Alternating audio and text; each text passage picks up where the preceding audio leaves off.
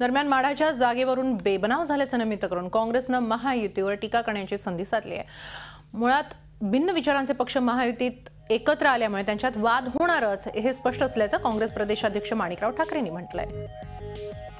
Shiv Sena BJP यांनी कितीही गडबड जमवण्याचा प्रयत्न केला, इतरांना सोबत घेऊन त्या ठिकाणी लढण्याचा आणि सगळ्यांना आमिष दाखवण्याचा आणि तशा प्रकारचा संधी देण्याचं ते बोलत असलं, परंतु त्यांचा दृष्टिकोन काय आहे, कुठल्या दिशेला राज्याला ते घेऊन जाणार, देशामध्ये कुठल्या दिशेला घेऊन जाणार आहे, त्यांचे विचार काय आहेत हे सर्व जनतेला माहीत आहे। त्यामुळे अशा प्रकारे मतदानाकरता किंवा काही निवडणुकीकरता काही लोकांना सोबत आणण्याच्या ज्या ते प्रक्रिया करतात त्याच्यामध्ये यापेक्षा काही वेगळं घडणार नाहीत। बादच त्यांच्याकडून दिसून येईल आणि ते आपल्या पुढे माढा आणि इतर काही मतदारसंघाच्या माध्यमातून सुद्धा आपल्या सर्वांच्या समोर दिसतंय। झी 24 तास रहा एक पाऊल पुढे।